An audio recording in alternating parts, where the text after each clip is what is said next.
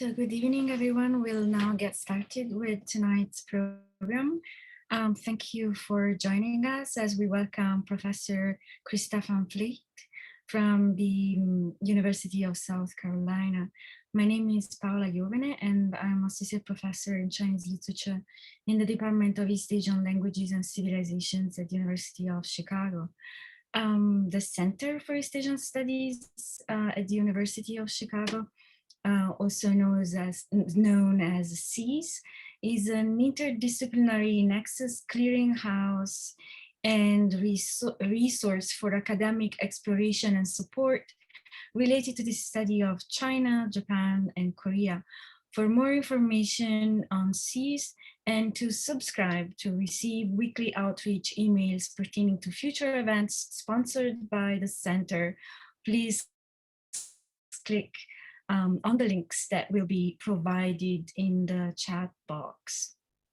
So before I introduce our guest speaker tonight, I'd like to remind everyone about the Q&A session that will follow the presentation tonight. So to ask a question, please be sure to type it in the Q&A box. Okay, so I'm really excited to introduce Professor Christa Van Vliet. Professor Van Vliet is, actually she obtained as her PhD from the Department of East Asian Languages and Civilization at the University of Chicago, so I should say really welcome back. And she's now an Associate Professor of Chinese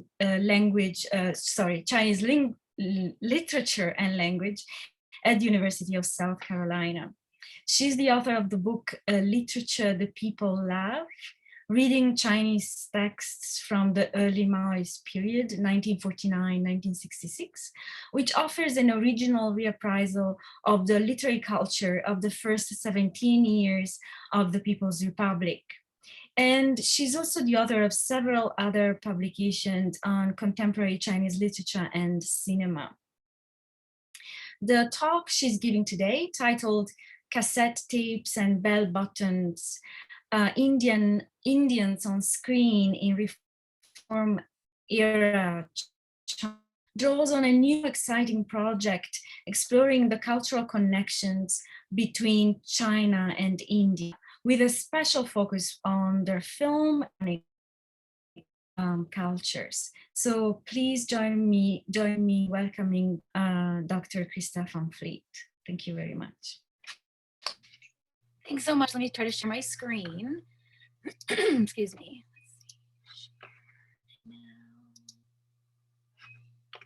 Okay, that's okay?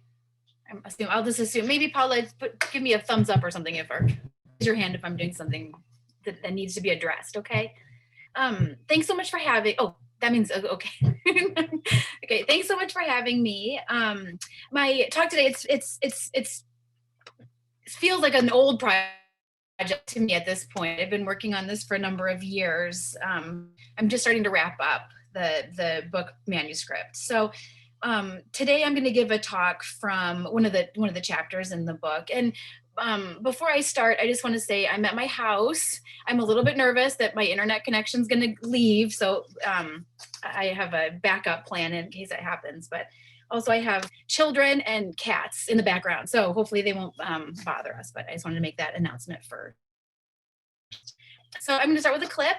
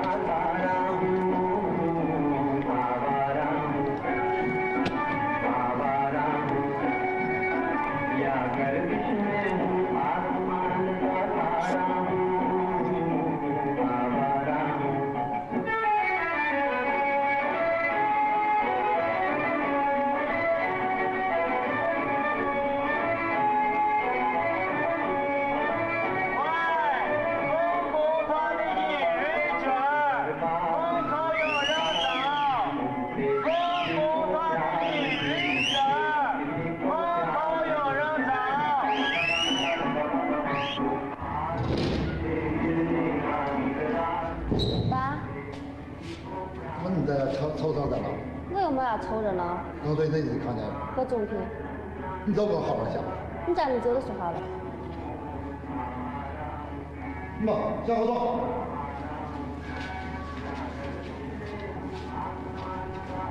你还要在，接走那里了，老开外国的来。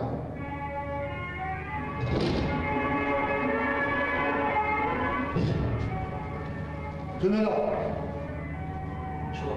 你也来看电影来了？哎。你不看电影出走了？我回去洗个菜了。洗菜了。我先走了啊。你还要在洗着那里呀？这回去。Okay, let's go for the next. Okay, so when we think about cultural exchanges between China and India, the Chinese obsession with Hindi films in the 1980s, to me, has been the most potent example of the Chinese love for Bollywood, but also the most tenuous to research. That's why I love this clip from Platform. I use it all the time in almost every talk I give, because it's sort of this like tangible proof that at least in someone's nostalgic remembrance of this late 70s, early 80s moment, Awara was, and Hindi film was, a really important cultural artifact for these young people. So if we think about reminiscences, these sort of nostalgic reminiscences of the period, people write things like on the internet, such as, I'm quoting one of these fan sites, right? Especially after the end of the Cultural Revolution, when the cultural life that had been imprisoned for so many years suddenly achieved release, the film industry welcomed a new spring. And among these the new spring, right, was the re-release of this film Awara, or in Chinese Liu Lanja, which was originally introduced in China in 1955 as part of the Chinese, an Indian Film Week in China. But then it was banned, especially after the border war in 1962, and then unbanned after Mao dies. When authors such as Vikram Seth or Pallavi Iyer find themselves serenaded with songs, it's almost always the song that I just played you. But in my talk today, I'm going to think about India's role in China's imagination of global culture, right? And so, especially as China kind of reopens to the world, right, in this early 80s moment, Hindi films and Hindi film songs especially hold kind of a perplexing place in the 1980s, right? Sort of neither Western nor socialist, neither global nor local, held in somewhat low esteem by cultural critics, but really popular among viewers and listeners. So I came to this project really just as a fan of Hindi films, and I watched them for many, many years, and I decided, I think the reason I was so drawn to them was because I had spent so much time in China, and I was familiar with Chinese film, and they kind of really made me rethink how I was viewing Chinese films, right? And kind of rethink how I understood some aspects of Chinese culture. So I decided to embark on this kind of serious study. I went to India and began to just really immerse myself in South Asian scholars' works on film. And then I discovered there's a kind of a significant group of scholars right now working on the China-India relationship. And I would identify three main approaches to the subject, right? First is the use of connections, looking at direct connections, which is what Tenzin Sun does, looking at sort of exchanges of monks, or material goods or intellectuals, right? And sort of this like direct connection, right, between the two spaces. And then we can think about comparison. I really like Peter van der Veer's book, What China and India Once Were, in which he takes sort of, topics in both spaces such as Islam, and he looks at the ways those two kind of, both spaces kind of approach these issues.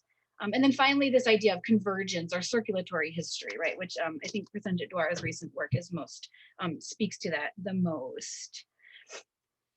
I'm the most drawn to this idea of circulatory history and looking at global cultural flows, especially in the 20th century, and looking at film exchange.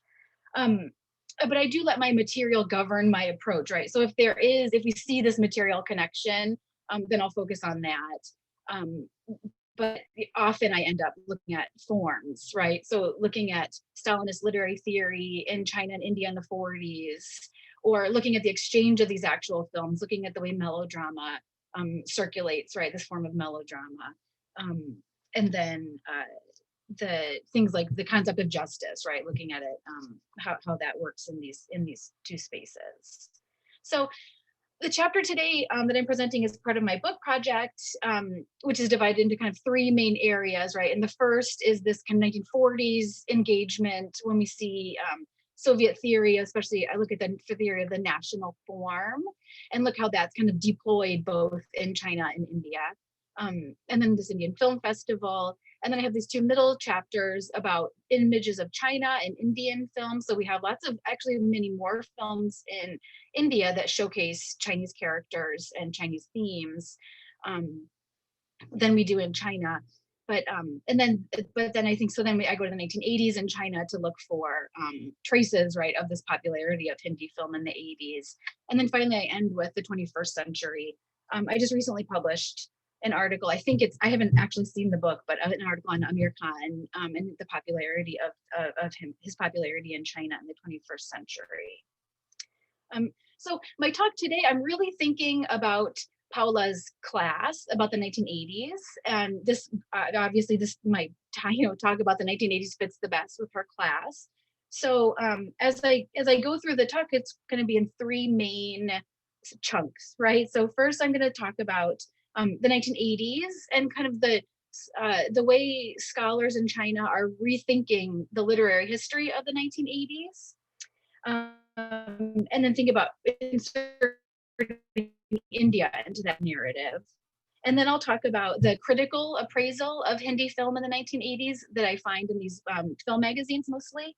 And then finally, I'll end with this to look at the popular culture and the soundscape of 80s China to find, the site of popularity of Hindi film culture in China.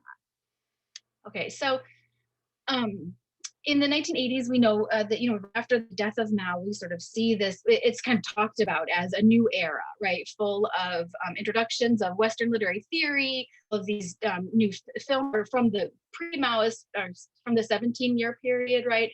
Are then re-released. And then we have lots of foreign films in the 1980s. And it's seen as this kind of moment in which all this Western culture kind of comes flowing into the country.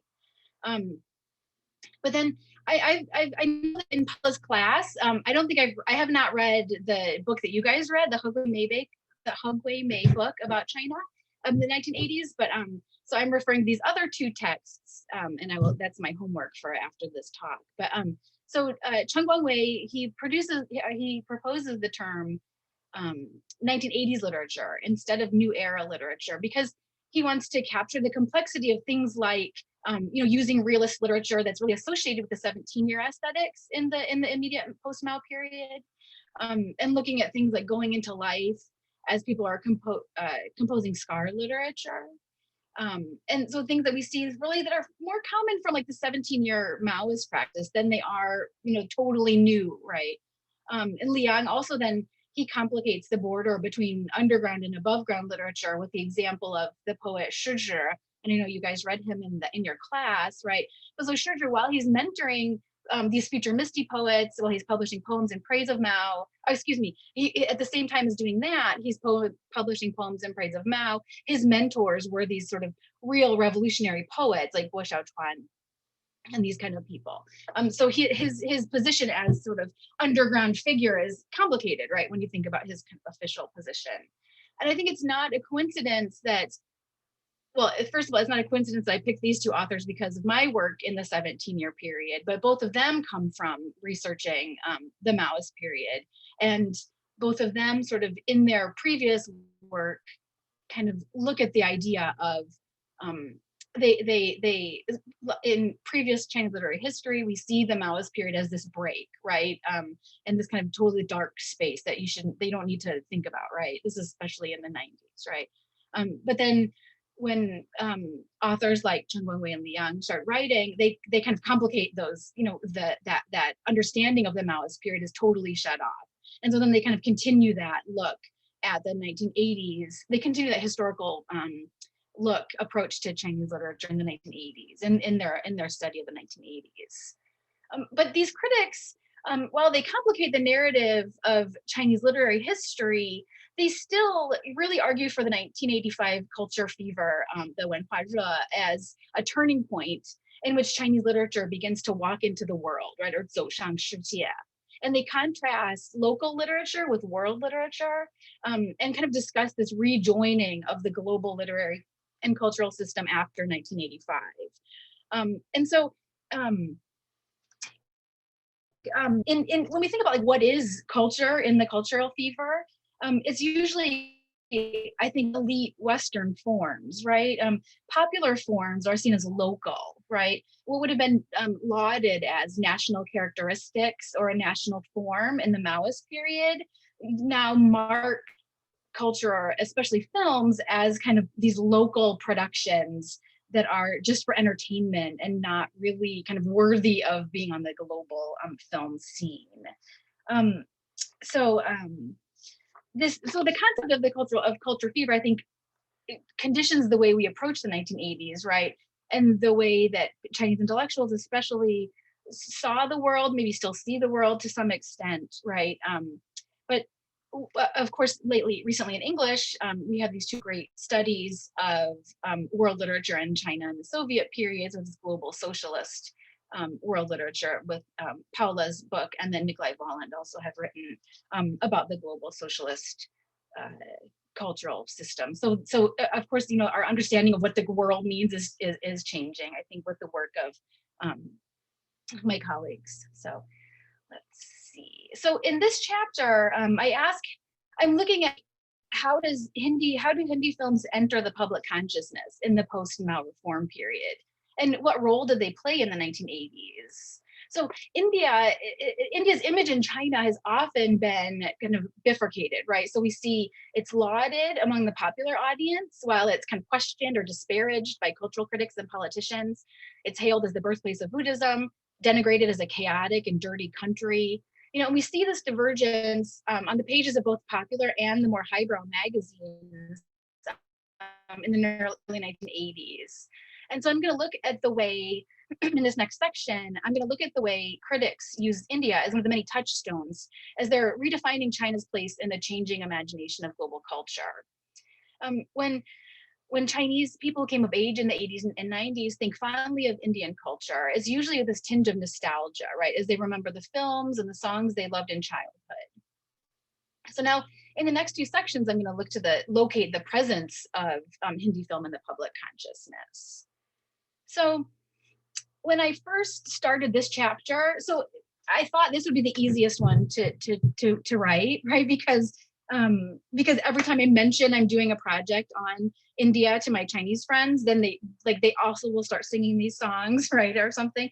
And so I thought, well, surely this is because in China, when you're looking for evidence of the presence of Indian culture in China besides Buddhism, right? Like if we look at popular film, it's not so easy to find these kind of material connections on the film screen in China.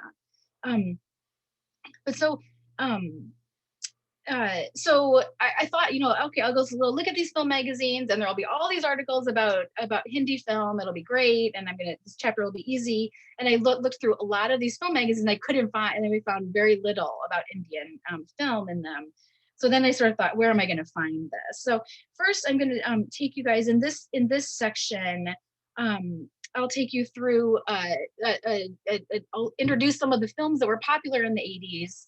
And then I'll look at the critical response to those films, right? So just there's some of the imports in so it was really one Hindi film a year was introduced into China, translated and then shown in the movie theaters.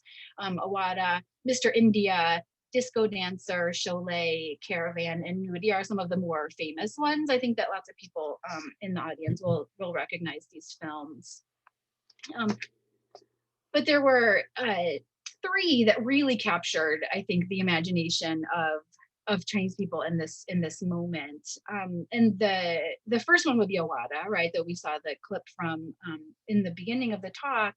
And then the second one is Nuri, which is this a story of a rich landlord, and he kidnaps this poor but beautiful girl, and it's this her lover's quest to save her, right, from this bandit who's this like rich landlord, right? So we can see the left-leaning narrative that would make it attractive, right, to show in these big markets in China in the early 1980s.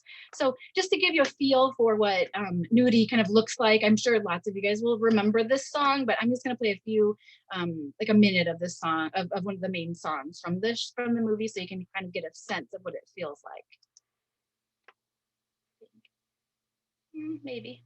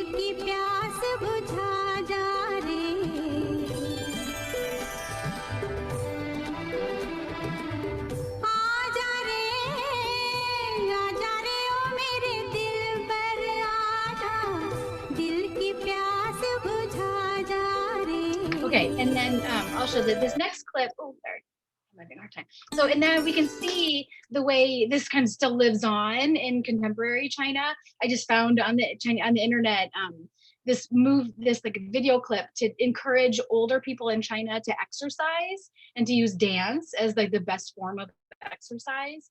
And so I'll just show a little bit of this clip, just guys kind of for fun, I think.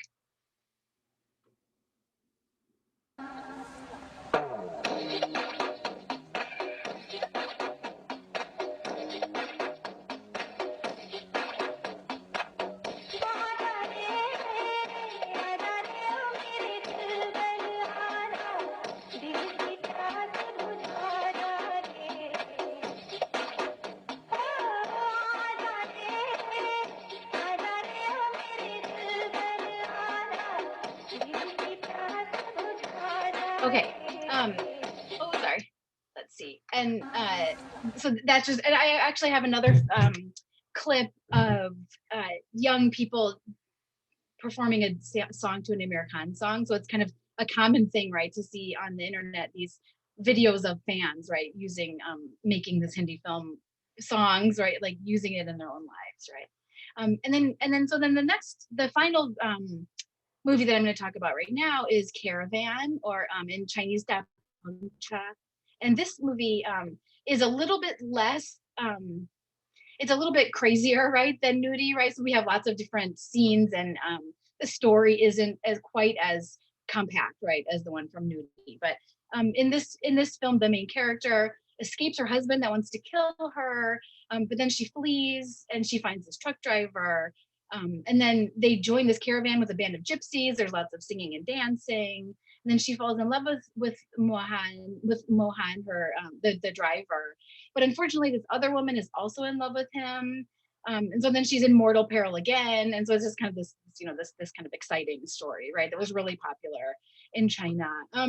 I have one of the songs. I'll just show you a little bit of the song. People might recognize the song from Caravan. It's not the most famous in China. I couldn't get a clip of that, the really famous one, but we'll watch this one instead.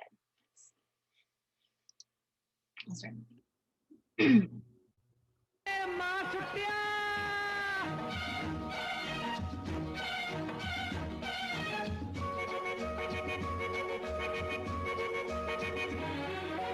कितना प्यारा वादा,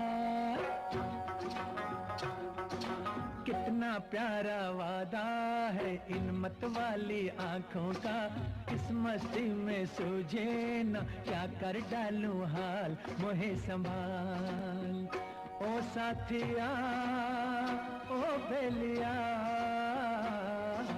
कितना प्यारा वादा है इन मत वाली आंखों का, इस मस्ती में सूझे न क्या कर डालूं हाल, मोहे Okay. संभाल।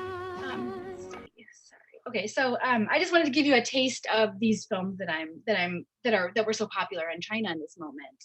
I can maybe talk in the question and answer about my use of the term Hindi films instead of Bollywood.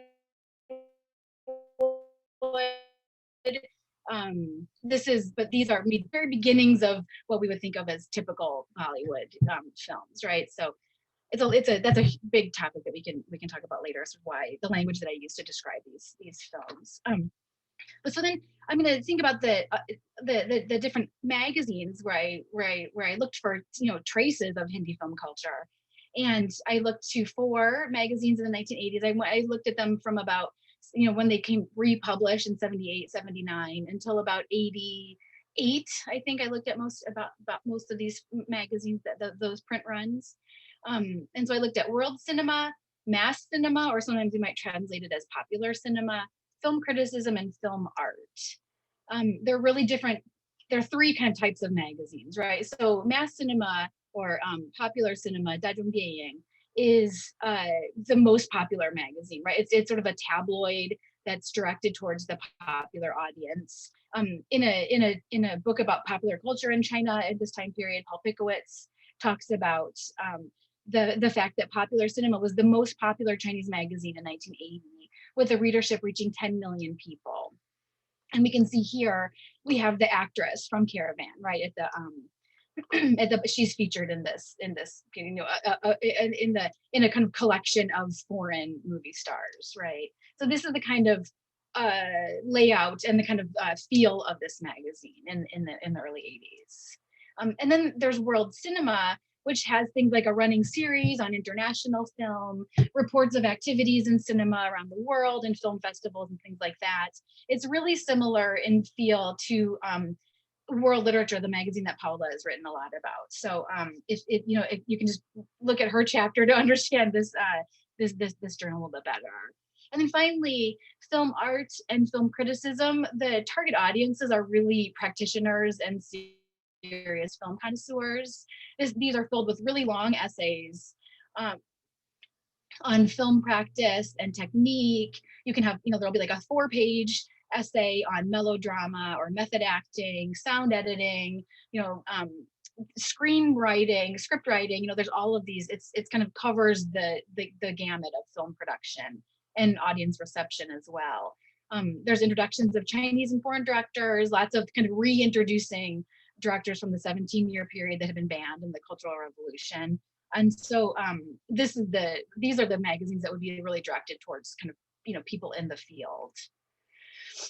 So now in these magazines, we can think about the articles are separated into kind of 3 broad categories, right? So one is histories and reports of the popular Hindi film, what we would think of as Bollywood now, replete with disparaging comments, right, or dismissal of the industry as a whole, right? So that's one.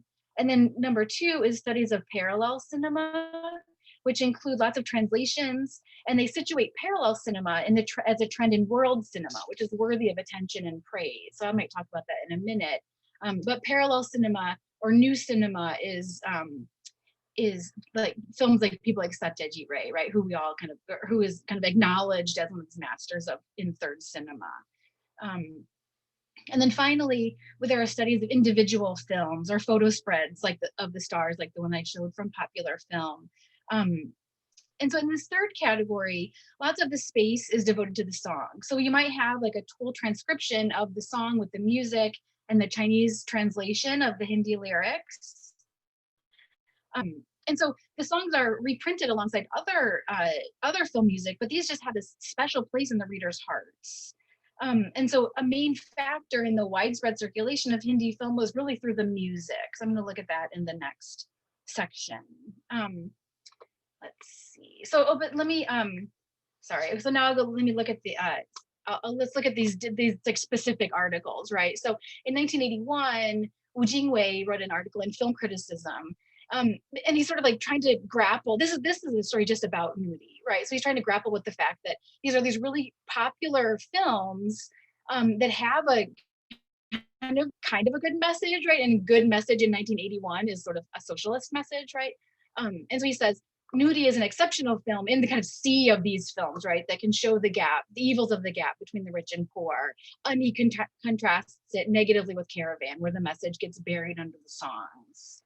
And then he writes about kind of the Hindi film industry and the volume of films produced in India each year. And he says it's like a chef preparing fast food. I'm going to read this quote.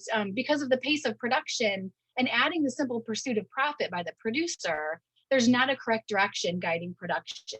So it's not difficult to see that a great amount of chop suey films full of drama, songs, and violence would be produced. Sometimes there's social criticism and exposure in the films, but it's usually covered and watered down by the film form and the desire to entertain. I'm translating Shi Jing Fan as chop suey, right? It's kind of maybe not the most appropriate translation, but I think the feeling of Shi Jing Fan that he's trying to get across, right, is this kind of like a chef just like throwing in all these different things really quickly, right? And maybe like preparing leftovers in this new way, right? So you can just kind of quickly get the meal prepared or get the film done, right, with all these different elements in it. And I think it's really interesting because this idea of Shi Jing Fan is sort of similar to the concept of the masala film, right? And so in Hindi film studies, the describing a film as a masala film is a way to talk about the film as containing really many different elements. So like in one film, we'll see comedy, drama, song and dance, fight scenes, love scenes, right? And so like the addition of all these different elements are often referred to as the masala film, right, in Hindi. But in China, this term Shi Jing Fan is used really pejoratively, right? And so then he says even a good film like nudity can't escape this form of Shi Jing Fan. And so I think that's interesting. The thing that makes, one of the elements that makes Hindi film really special, I think, to lots of Hindi film critics and viewers is that I guess it's true too in lots of parts of the world, maybe, right? But it just seems like it's such a perfect, like, I'm not sure if it's a direct translation of the masala film. I don't know. There are people here in the audience, maybe who can tell me when we started using this term. But this is a part where I need to do some more research, right, to find out, where this term Shi Jing Fan comes from.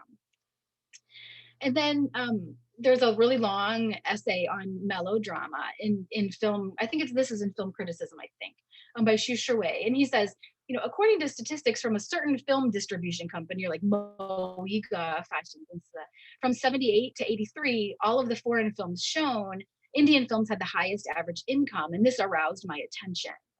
He writes, this film is often ignored by critics, but the box office is very high.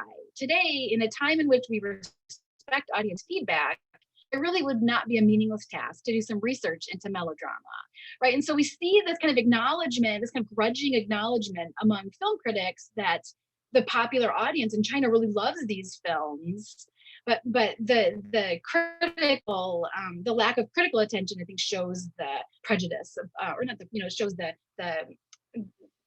shows that the Chinese film critics writing in these magazines are really have a negative view of Hindi, of popular Hindi film. There's a couple different ways that they talk about Hindi film in the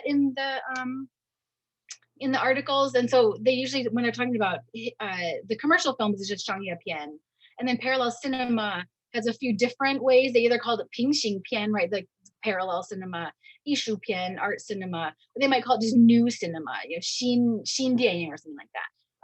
And then they don't make a distinction between Hindi cinema and Indian cinema, right? So Hindi Yu Dianying and Hindu Dianying are the same thing, right? There's no, I've never seen, I don't think I've ever seen written Hindi Yu Dianying, right? And today, if I were reading an article about Hindi film in China, it would probably be Bao Lai Wu. They would talk about it as Bollywood, right? They wouldn't say Hindi Yu Dianying, I don't think. I haven't come across it anyway. but then, and then they, of course, and in the film critics don't talk about this because it was before, you know, it was written, but Ravi Vasudevan writes about third world cinema, kind of, and contrasts it to third cinema of Satyajit Ray. And I think this is where we can locate the kind of two different strands, right? So third world cinema, these kind of popular melodramatic Bollywood films that kind of circulated around different parts of the world in the 1980s, especially, or for my project especially, were contrasted with the third cinema, right? The art cinema of a Satyajit Ray or a Mrinal Sen or something like that, right? So on the pages of the magazines, parallel cinema or new cinema would count as world cinema, right? Or global cinema. And then the popular Hindi films like Caravan are just commercial films, right? That are local. They show local culture of Indian people, right? Of India, but they're not really kind of global art forms that the Chinese directors should be imitating, right? Okay, and so then another concept that motivates my study in general of China-India relationship is this idea of Asia as method from Chen Guanxing, right? And so he writes in his book, I'm going to quote, "Through the use of Asia as method, a society in Asia may be inspired by how other Asian societies deal with problems similar to its own, and thus overcome unproductive anxieties and develop new paths of engagement." And I find in both the 1980s and also in the 21st century, while Chinese critics, critics writing in Chinese, intellectuals writing in Chinese, wouldn't use this approach, right? They wouldn't use India as method or Asia as method, and they usually wouldn't look at India to kind of understand, right, how India is overcoming these similar problems. Instead, we see this engagement in the popular audience, right? So fans in the 80s kind of flocked to these songs and these films, these kind of exciting narratives, right?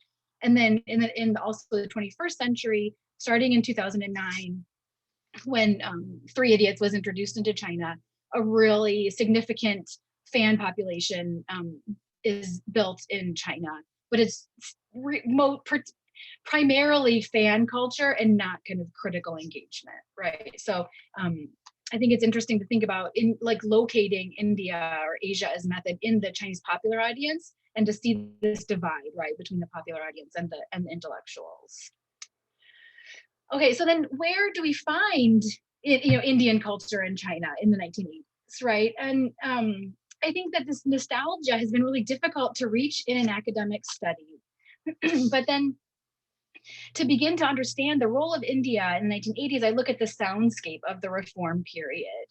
In an article on Chinese music post-Mao, Adam Kielman discusses the sonic infrastructure, and he asks how sound creates a sense of space and place through its circulation.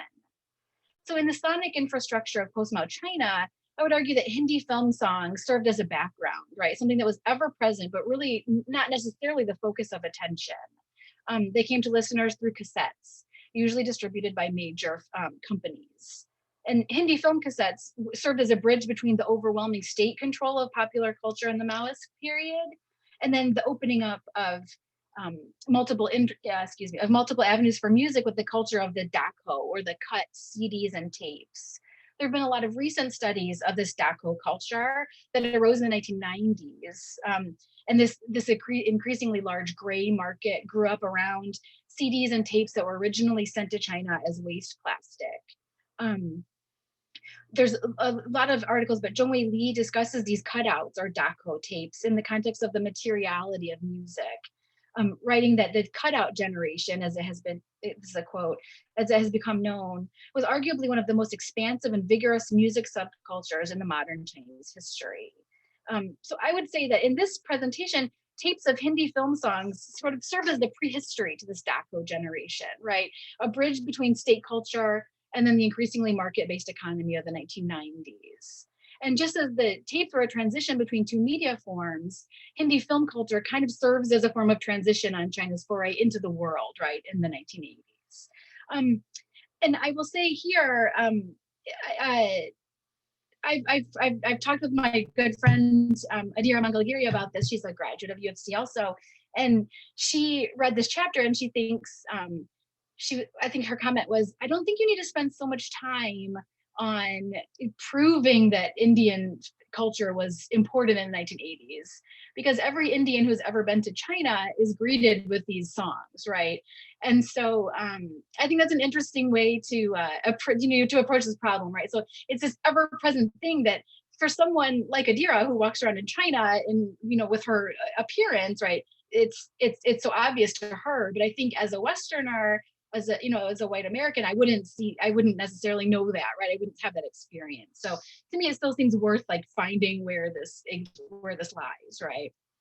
And now this is just a quote from Vikram Seth's travel log, which if you guys haven't read, it's so interesting to read his trip from Nanjing to Xinjiang, right? And how he gets all these adventures that he gets in on the way on his trip. But one of the moments he needs to kind of gain passage to a different province or something like that, and he's with like a local official, and they're singing as you do in China, right? And so he says, it's my turn to sing, and there's no real choice. It'll have to be the theme song from Owara, a sentimental Indian movie from the 1950s that is astonishingly popular in China.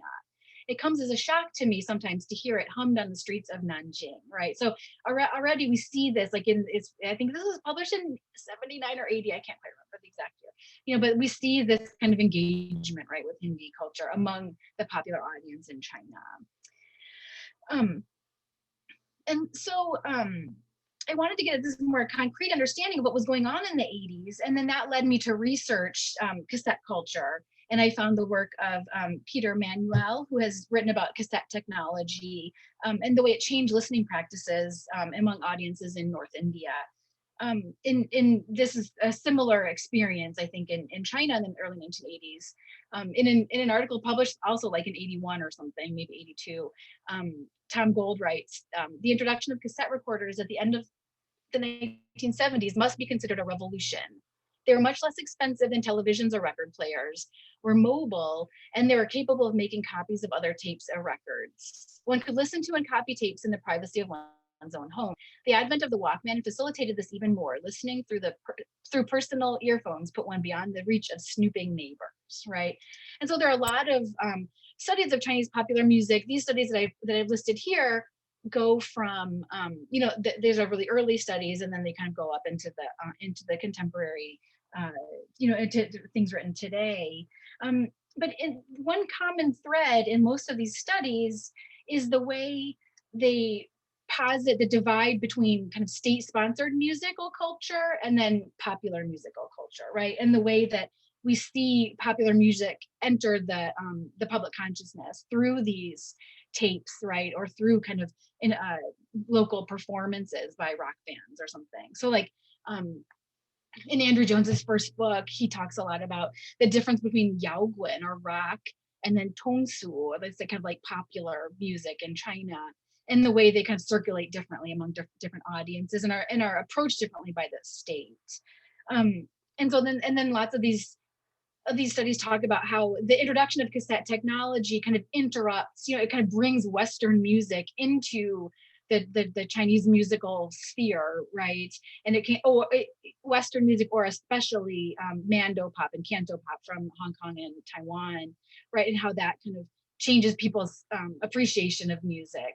But none of these studies really think about Hindi film songs, which again, I think is probably because, whether if it's a reminiscence from a foreigner who was living in China at the time, or someone writing about the introduction of rock, especially, I think Hindi film song just wouldn't kind of be on their radar, right? So it wouldn't be this main place to search for, the way sound kind of disrupts this sort of the kind of like Cultural Revolution soundscape, right? I've been looking at the internet in China and Chinese language internet for kind of like moments of like evidence of this love, right, for Hindi film. And it's really, of course, it's very nostalgic, but it's also really about the materiality of the cassette tapes, right? So on one website, the website where I got the two images from the first two slides, right? One of the original poster put the two pictures of the tape, and then he converted it into MP3s and put it up online for people. And so you see these all the kind of many comments about, you know, being so happy to see this. I will mention that the website where I found this, now if you go to it today, it says in Chinese, you know, for various reasons that everybody knows, we have temporarily decided to stop our activity. So it's not, so some of these websites I saw a year ago, I already can't get to them again, but that's how, I guess, how it works when we're doing the Chinese internet stuff, right? Let's see. Okay, so then we have this idea of the cassette tapes, right, and cassette culture. But another place where we would see Hindi film culture and Hindi film song culture would be on the radio.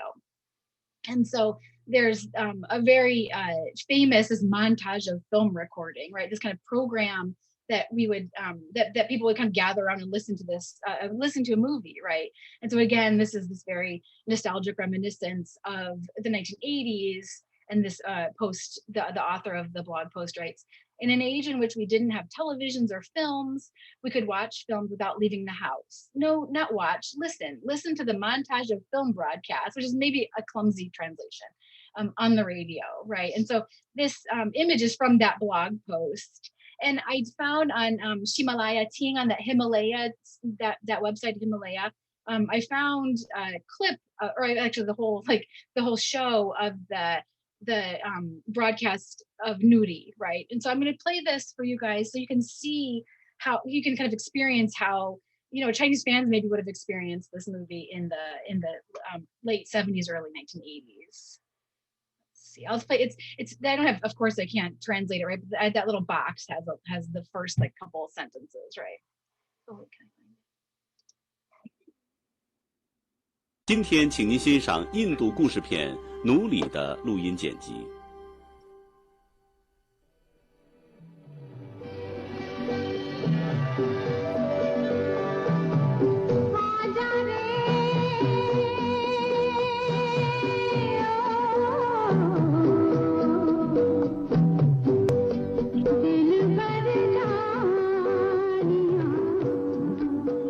村里人都说，奴隶姑娘是晶莹洁白的冰雪，是令人心醉的芳香，是山谷的神灵，是天地的精华。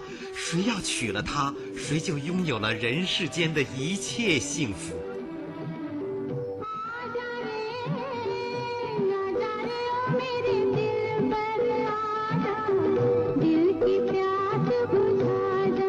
Okay, so that's the kind of feeling of these songs, right? The song and then the narration by the broadcaster, right? Okay, and then finally, one more place that we could find evidence of this Hindi film culture is in the Lianhuan Hua, right? The illustrated storybooks, these kind of small books that reprint stories. I wrote about this in my first book in terms of Maoist culture, right? But in the late 70s, especially in the early 80s, we see lots of reprints of these Hindi films as Lianhuan Hua, right, as these illustrated storybooks. So if you open up these two books, I think the two of them are different. I think in the Caravan, the Da Pengche, the Caravan book, it's, if you open it up, it's a picture from like a still from the movie, and then the Chinese caption at the bottom. And then in Nuri, there would be like an artist rendition of the scene with then the caption at the bottom, right? So it's just kind of different ways of experiencing Hindi film culture. I talked to one of my good friends who works here with me. She's Chinese and she grew up in Yunnan in kind of this time period. And I told her I was working on this project, and she said, "Oh, Nuri, isn't that the one with the dog? My whole class, like we baochan, we rented the whole theater, and my whole class went to see this movie together, and I have these really strong memories of seeing that movie," right? So it's this, there's kind of multiple avenues, right, of experiencing Hindi film culture in the 1980s that it occupies a very nostalgic and fond, you know, position in lots of the hearts and minds of lots of Chinese people who experience this time period. But in the eyes of the critics, this was just kind of an example of a local culture, right? That maybe actually would have been lauded in the Maoist period, and now is disparaged in favor of something like Satyajit Ray. And just an aside, it's really, I was one of these articles about Satyajit Ray, they were saying all of the theaters, this is gonna, his work and parallel cinema is surely gonna overtake popular commercial films in India, because every time you go to a theater, it's packed if it's a Satyajit Ray film, unlike the other popular commercial films. So we see this, kind of a misconception, I guess, on the part of the Chinese critics. Okay, so my in conclusion, I just want to kind of reframe, right? So if we think about experiments in creating a global socialist culture, excuse me, we often ignore these experiments, right? Except for, like I said, a few books that have been written in recent years. Internationalist socialist literary production is usually seen as a failure in the 1980s and 90s, and is really not considered a part of world literature. And so, although this view is changing with recent scholarship, fetishized in both the West and in China, world literature kind of is Western literature, and the socialist realist forms of cinema or literature are seen as local culture. Liang argues that if there is a history behind the text, we'll find it very muddy. And with the rewriting of 80s history, we'll overcome the theory of the break, right, he argues, which imprisons thought with its binary logic, right, either Maoist or not, either, Enlightenment or communist or something like that. Then I would say that if you insert India into this story as a mediator that in the eyes of the Chinese critics is neither West nor really East, neither socialist nor capitalist, neither friend nor foe, I guess more foe sometimes, it helps to muddy water, right? Leading to even more complex understanding, not only of the 1980s in China, but of global cultural production. A significant portion of the soundscape in China during the transition out of the Cultural Revolution was in Hindi. In his study of popular music in China, Andrew Jones has written about popular music as background noise. And he writes, listening to popular music tends to be both repetitive and distracted. We hear, but do not necessarily listen closely to, a hit song over and over again in the context of many different public activities and emotional states. He argues that while listeners might not always focus on the content of the music, the meanings are still contested. He writes that the content of popular music is like, quote, a product of a complex process of mediation, censorship, and struggle within the culture industry itself. The way their content is read by listeners, moreover, is to some extent shaped by how it is presented within the public sphere, i.e. what's written about popular music in the People's Daily, or how it's presented within the format of a televised song contest on CCTV. Jones is writing specifically about the differences between popular or tongsu music and rock and roll, but his insights into popular music, I think, are helpful when we think about Hindi film song music. Songs in Hindi could avoid these pitfalls of politically incorrect language, and they circulated without fear of being banned for their content. So while lots of these songs would have a Chinese translation, and we could see it on the pages of these magazines, listeners would have heard the original Hindi both in the films that they watched in the movie theater, because even if the script was dubbed into Chinese, or because it was always dubbed into Chinese, right? It wouldn't have been with subtitles in this time period. The script would be in Chinese, but then the songs would be preserved. The original Hindi of the songs would be preserved in these films. So as many scholars of South Asian cinema have written about Hindi film song circulation among the transnational audiences since the 1950s. And China, while it was sometimes closed off, it was a really important site for transmission of Hindi film songs in the 1980s. Chinese audiences watched Hindi films, listened to Hindi film songs, and read comic books about these films. Stories of Raj, Rita, and Nuri permeated the landscape in China as it opened to the world. But just as we see in the 21st century Chinese fandom around Bollywood, it's the popular audience using Asia as method, while critics are usually focused on these primarily Western elite cultural forms. Okay, I'll stop here. I think it's been about 45 minutes, so I will stop. Let me stop my screen. Let's see. Okay, I'm done. Yay, Zoom. Hey, Zoom. Okay. Thank you so much. Thank you so much, Krista, for this wonderful talk. And yeah, I know at the beginning I said this is new work, and you say you feel it as it's really old. Well, but I know that you've already published a couple of articles on related to this topic, but I'm really excited about this particular focus on Hindi film in the 1980s. And to me, the ways in which you displace a certain attention or call the attention away from the relationship between Chinese literature and Euro-American modernism that's been mostly at the center of attention when we talk about the 1980s. So you call attention to more vernacular forms and also obviously to a different geographical area and to inter-Asian relations. So I just want to say that it may feel old to you, but it's all new to us, and especially indeed being teaching a course on the 1980s right now. I can say this is really new and exciting work. I see that there are questions already, 2 questions in the chat, but before I go to that, let me ask something to you I'm really curious about. And one is the question of, sorry if this is not really central to your topic, but the question of nostalgia. I don't know, we often talk about the 1980s as an object of nostalgia. And so I wonder, what do you think of nostalgia as a feeling that I think is stronger for the 1980s than for other eras of the immediate past? And then when you talk about nostalgia, what do you think it is that is most specifically the object of nostalgia? If I don't know, if you had any thoughts about nostalgia, and then I want to open it up to questions from the audience. I guess the one thing I'll say is I really remember in like the 90s, right? I think I took a seminar in Chicago on the nostalgia for the 20s in Shanghai, right? So like in the 90s, right? We think of nostalgia for the period. And so I wonder if this 80s nostalgia is coming, you know, is like the newest version of this nostalgia for time past.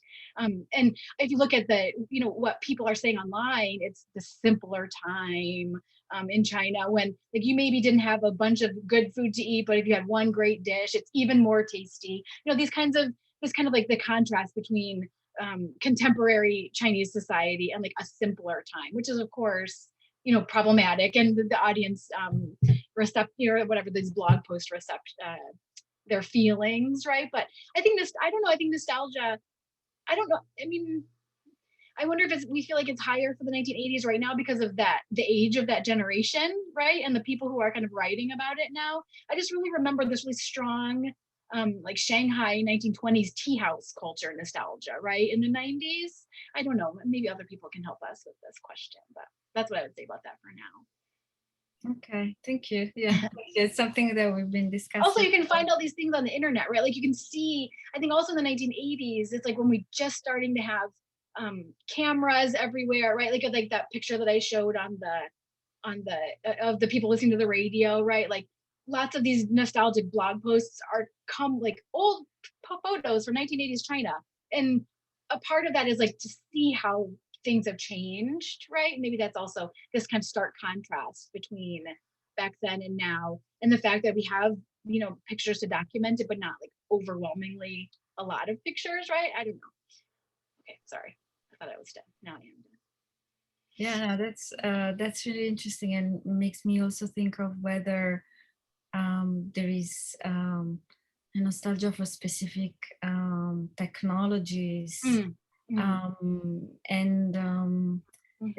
This is also related, I think, to one of the questions in some ways, to one of the questions from the audience. So there's a question, says, I'm struck by how the disdain toward popular Hindi films expressed by Chinese film critics is so similar to Indian critics as well as Western critics' attitudes, and also resonates with the binary of commercial and art cinema.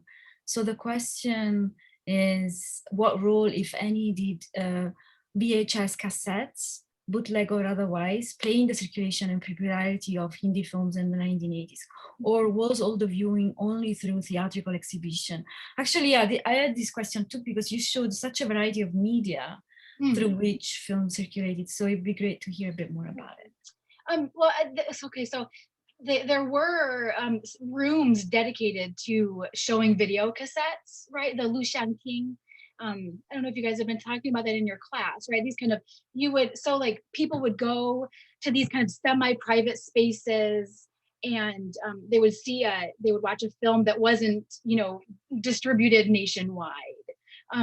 But as far as I understand, VHS technology in these Lu Shangting, these small viewing rooms, showed Hong Kong films primarily, right? Kind of the martial arts films that we probably would see in the same kind of place in India in the 1980s, actually, right? But these kind of bootlegged and kind of like smuggled in these stories from Hong Kong, right? That you maybe couldn't have seen in a theater. I don't have a lot of evidence of Hindi film circulating this way. I think it was really primarily through these state productions, and you would see the films that I mentioned at the beginning, the ones that were introduced into China. They're all like officially translated from I might remember the name of it, the Shanghai Film Translation Distribution Company, or some crazy long Chinese name, right? So those would have been shown in theaters. Like my friend, who's their whole class rented out the whole theater to go see it, right? And so I think the Hindi films are still more closer to the state, right, than these kind of illicit Hong Kong martial arts viewing rooms, right? But from what I've seen so far, and like I said, it's not easy to put your finger on, exactly what's happening in this moment because of the lack of critical attention. Thank you. Thank you. There's a question from Rochana Majumdar, but she has to leave, so I'm not sure if she's still in the audience. But she said she said this was a fascinating talk, and she has 3 questions. First, the last example of Chinese families listening to the film Nuri made me think that this is a great way of thinking about media archaeology. That is to say, radio listening without images is central to the film experience and our understanding of cine media. Second, as someone who works on art cinema, I'm curious about whether Chinese critics lumped all Indian cinema into Satyajit Ray. And finally, could it be that since a number of art filmmakers such as Mrinaal Sen were very sympathetic to Maoism, their reception in 1980s China would have been muted? Mm-hmm. And then she adds, great talk, and I look forward to the book. So the question, if I may repeat, the first is the listening to film through radio is a great way of thinking about media archaeology. The second, whether all Indian art cinema was lumped with Satyajit Ray. And finally, since a number of art filmmakers were sympathetic to Maoism, their reception in 1980s film would have been muted. Mm-hmm, mm-hmm. Okay, well, to take the last one first, I think actually, or maybe take the last 2 together. So it was all Indian art cinema. It was Satyajit Ray, Mrinaal Sen, and a few other, these really famous parallel cinema directors. And there'd be, there's like one article on Mrinaal Sen, right? So there would be it's not just Satyajit Ray. That's my kind of code for parallel cinema. Sorry, but the sympathy to Maoism actually, I think, would help the reception in 1980s China, in early 1980s China, right? Especially because it would show that they have like the correct ideological standpoint. Because I think while we think of, the 79 or 78 as this like total break, kind of like as I was saying in the 1980s portion of the talk, it's not such a stark break from Maoist cultural practice, right? And so the fact that they kind of were engaged in this Maoist culture might actually help them in China, I think, in this moment, rather than hurting them. But although maybe among the popular audience, right, that would maybe hurt them. I don't know. That would be an interesting thing to think about. And then second, to think about listening to the songs on the radio. I think it's interesting if we think about the fifth generation films, right? Starting with Zhang Yimou and who is it, Tai Jin Han, who writes about the visual, like sort of suddenly we see a focus on the visual elements of filmmaking, whereas before it was really the plot, right? And we see lots of kind of direct adaptations from novels in the Maoist period, right? And so I think there's maybe something, I haven't thought about this until the question, but it seems like there's maybe something about listening for the plot, right? Like the importance is this kind of the story, right? And then maybe the songs are also kind of like a decoration on the plot of the story. But for Chinese audiences, I think before the fifth generation, maybe there's something about this focus on the plot rather than this kind of visual, the visual elements of Chinese cinema that we see then quickly, like in '84 or whatever, with the fifth generation when they start showing films. I don't know. I'll think about that more, but that's a really good thing to think about. Yeah, or listening to film for the voice and for the sound as really fundamental to the aesthetic experience, in addition to the plot. But sorry, can I follow up on that? Because in relation to the Mao, to the sympathy for Mao, we have several films, mostly Yugoslavian films, that were first publicly released in '79, but they had already circulated internally in the mid '70s, and so they have already been dubbed. So they can circulate in '79 because they have already been dubbed. They immediately, so there is this time lag. So I wonder if that also happens with Hindi films, if you know of any of that they circulated internally for elite audiences earlier, and therefore they were dubbed earlier and only publicly released in '79. I don't know if that makes a difference for your arguments, but it's just something I'm curious about. The one thing I would say is that Awada, the woman that was the most famous, right, Liu Langjia, it was dubbed in 1955, right? For this Sino-Indian Film Festival. So it was, and I have a whole article about that film, right, and the kind of what it, inserting it into Chinese film history and how we can understand Chinese film history differently.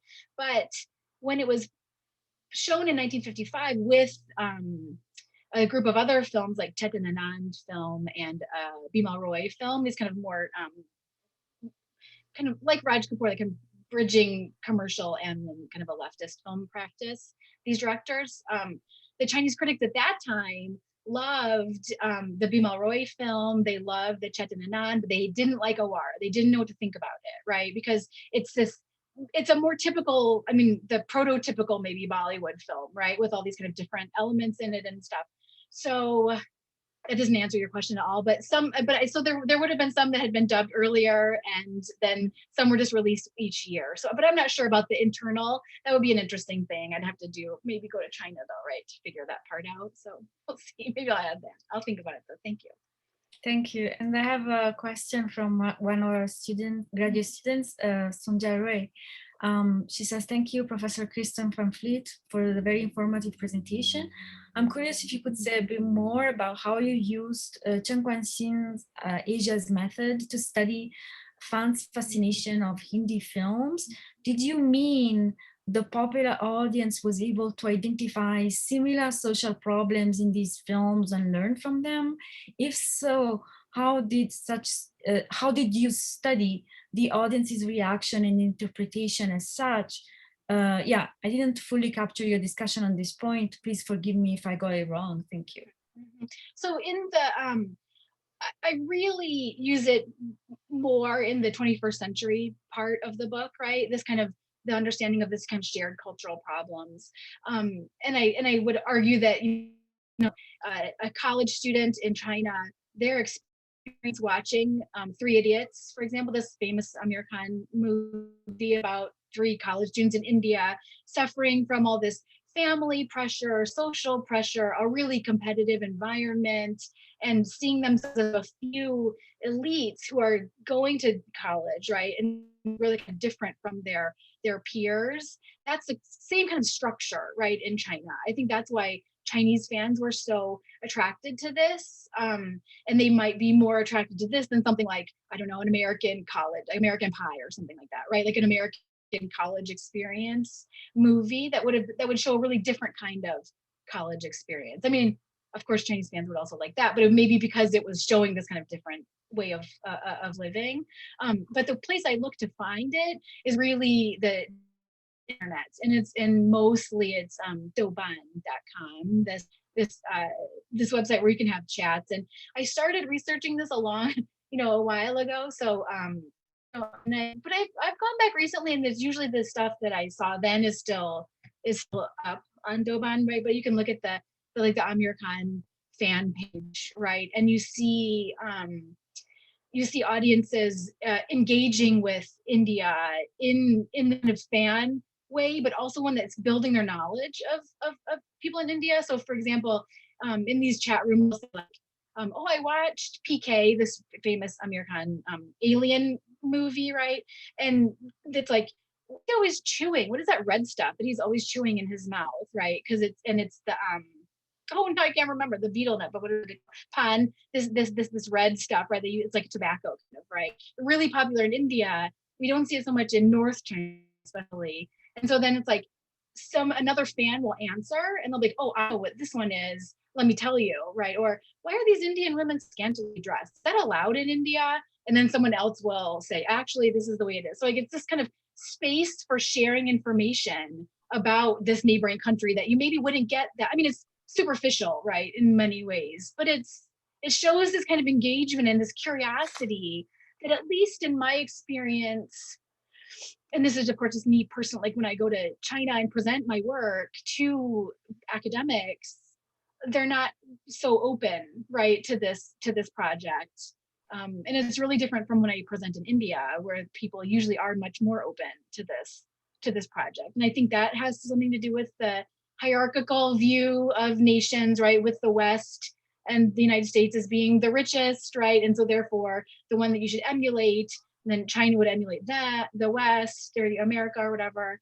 And then India would be like behind China in terms of this material development of society, right? And that's kind of, he argues that there's this hierarchical view, and that's kind of also part of his approach that I'm picking up.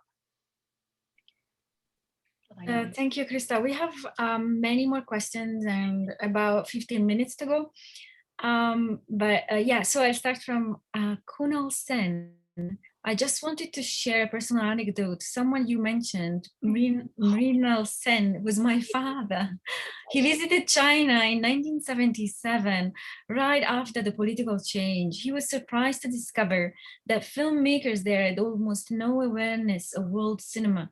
They were not even familiar with the Japanese masters such as Kurosawa. So this message is signed by Kunal Sen.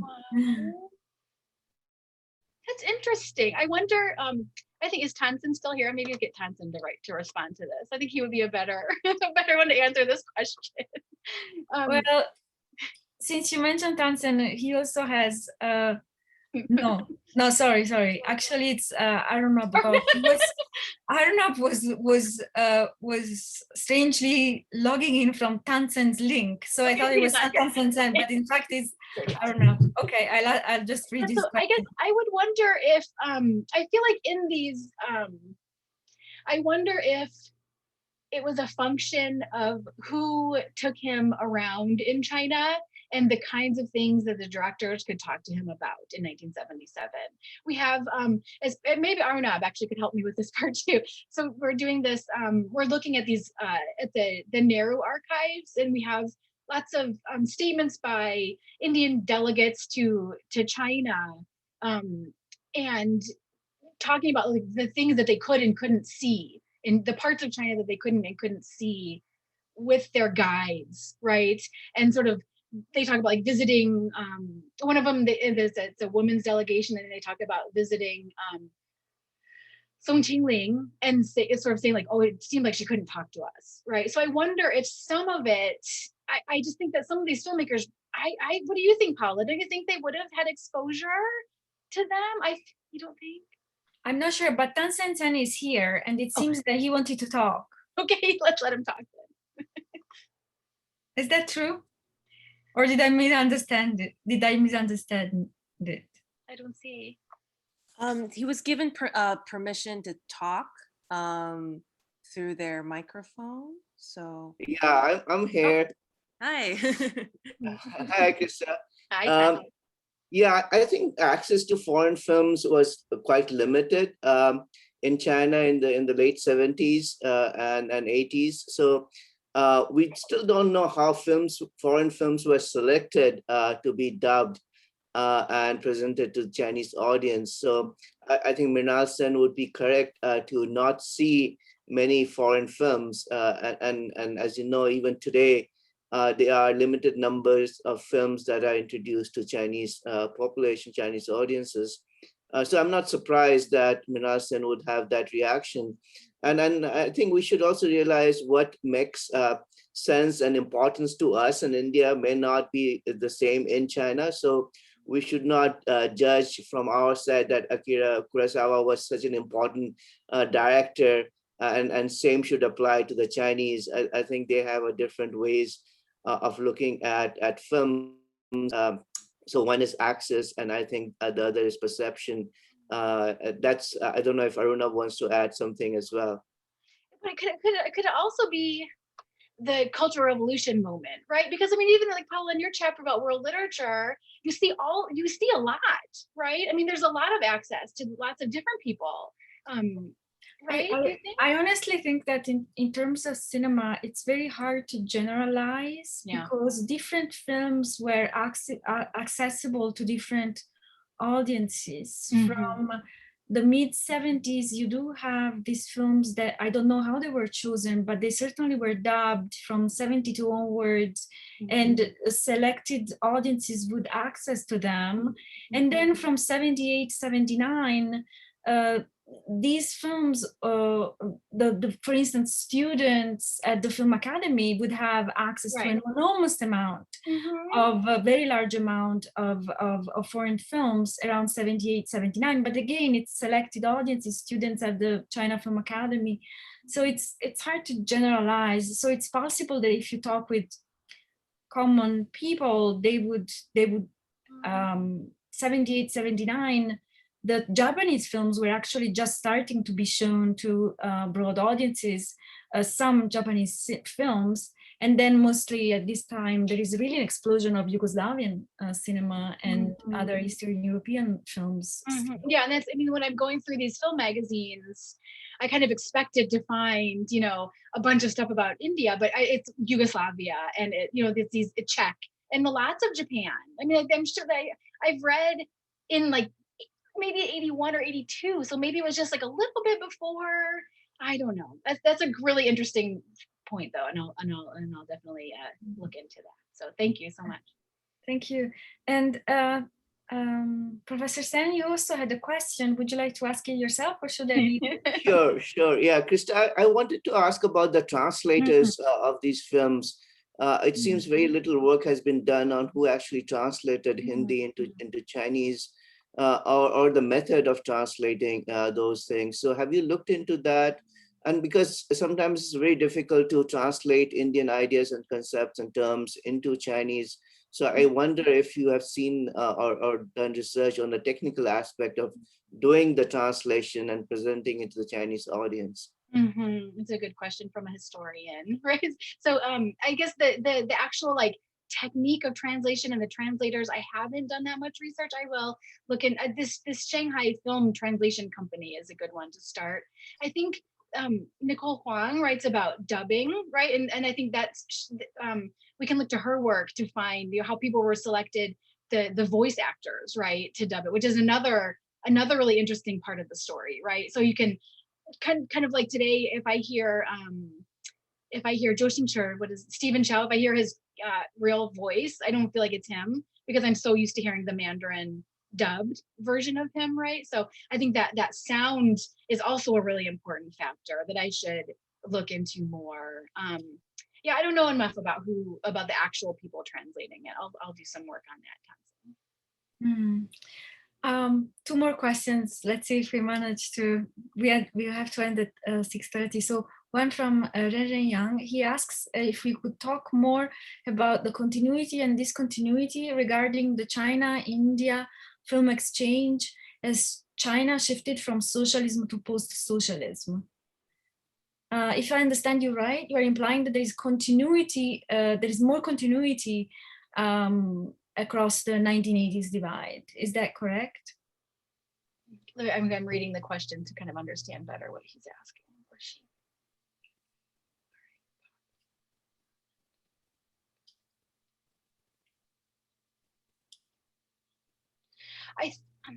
I'm really actually thinking, when I think about this continuity and discontinuity, I'm really more thinking about Chinese literary history, right? And kind of in the 80s and 90s, people writing about Chinese literature would have talked about, there's the theory of blank, right? The Kongbai Lun, about how like nothing happened in the Maoist period. And in the 80s was this glorious reuniting with the May 4th era or whatever, this new Enlightenment period.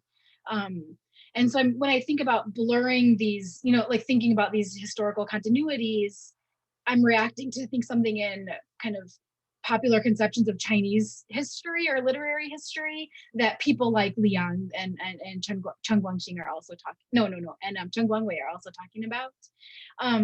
But so then if we think about the China-India film exchange, I would think about the the kind of like breaks in the exchange between China and India as really primarily geopolitical, right? So there's we're brothers, right? It's Hindi Chini Bye Bye in the 50s, and you know, and Chetan Anand and Raj Kapoor's dad, you know, come to China as part of this delegation, and the way they did these state-sponsored delegations. And there's this kind of moment of great brotherhood, right? That's then disrupted with, I mean, the events that led to the 1962 border war. And so I think that this engagement is broken. I mean, there is more continuity, I think, than would be immediately visible. But I guess I'm thinking about the continuity more in terms of Chinese literary history. That's you can see how I come from China studies really primarily. Okay, great. One last question. Great talk. Indian movie stars in the 50s also served as cultural ambassadors, not just in the PRC, but also in the Soviet Union and Eastern Europe. Something similar, if less state-directed, seems to be happening more recently with Amir Khan and others. Did any of the 1980s stars engage in such activity, especially during the Sino-Indian thaw that was initiated during the latter 1980s. It's also interesting to note that unlike the earlier and later decades, the popular 1980s movies don't feature bona fide Bollywood superstars. So I guess a question about the role, the diplomatic role of stars or stars as this is a good question. I don't know the answer to this because we can think about, I mean, it's true, I've written about the connections between this 1950s, like we'll bring the film star and take him, or we'll bring this film delegation and take them all around to these different places in China and show the films, blah blah blah. And then in the 21st century, Amir Khan is really treated in that way, right? It's this interesting kind of throwback to this 1950s cultural diplomacy, right? And the way China and India are engaging in film now is like in the 2014 year of Sino-Indian friendship, kind of have these 3 co-productions associated with it, right? But I haven't seen evidence of these film stars like traveling to China in the 1980s, but that doesn't mean, I just haven't looked for it. I mean, and it's also not really visible on the pages of these magazines the way it was in the 50s and the way it's on the internet in the 21st century. So it could just be I haven't done I haven't looked in the right places to find it. Like I haven't done lots of, I maybe should look at People's Daily, maybe like do a search for some of these names or something, but I don't know how much travel there was by the Bollywood stars, right, to China in the 1980s. That's another good question that I should look to. And I feel like that was maybe Arnab, not Tenzin, I'm not sure. Oh, okay. Well, since I just seen in the yeah, I was just wondering if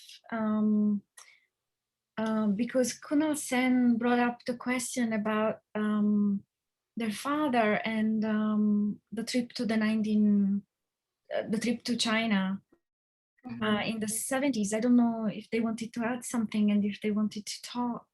Maybe we can, yes. Yes, Mr. Sen, would you like to say something about your recollections? Yeah, I mean, I think when he went with this as a state delegation. So you're right, it was probably a very controlled view of the country. But he already went with a tremendous respect and expectation of this new culture. I mean, that's how leftists of that time were prepared.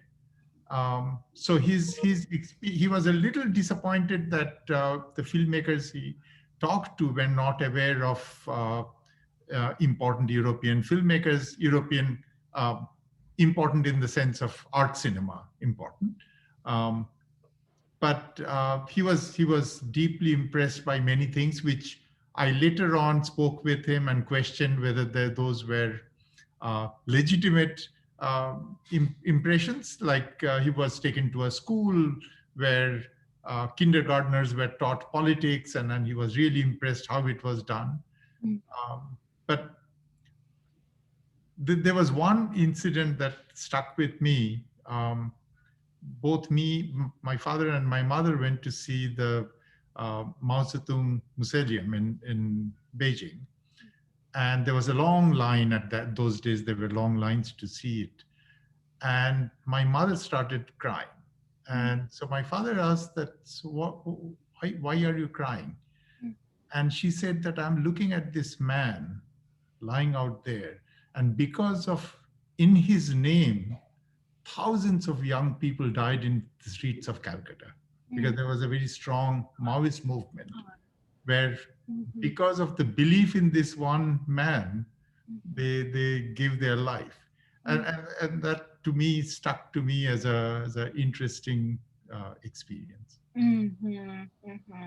But he could not, talking back to film, I mean, he could not have too many film conversation those days. And then I guess right after that, things opened up. 77 was just at the cusp of the change. That's interesting. I know, doesn't, I think it's Pang Lai Quan who's written about the Naxalites and the Maoists, because that kind of comparison. So you can maybe look for some of her work to think about that, the Calcutta moment.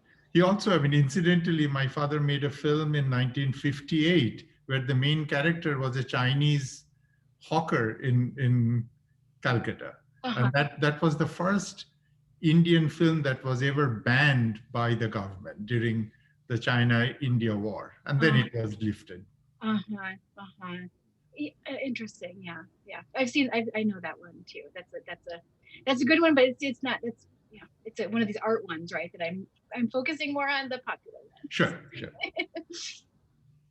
Thank you so much. This was really wonderful that we could have this larger conversation today, and we need to wrap this up. But I would like to thank you all for joining us this evening, and very special thanks to Krista for just a wonderful presentation and for so generously answering our questions. We hope that you all enjoyed tonight's program. And once again, if you are interested in learning more about upcoming events hosted by the Center for East Asian Studies here at the University of Chicago, please click on the links being provided again in the chat box. And we also encourage you to subscribe to SEA's emails so that you can receive up-to-date information on the center's activities. This past academic year, the center has hosted a number of virtual events, and we welcome you to visit the SEA's YouTube channel for the authorized recordings of our lectures and book talks. So a link to the channels was actually also placed in the chat, into the chat box. Again, thank you so much, Krista. It was wonderful to have you with us today, and thank you for everyone for attending tonight's program. And yeah, have a great rest of your evenings. Goodbye. Thank you so much for your great questions, I think I'm gonna have some revisions to do, but it was really, really nice to share my work with you guys. So thank you so much. Thank you.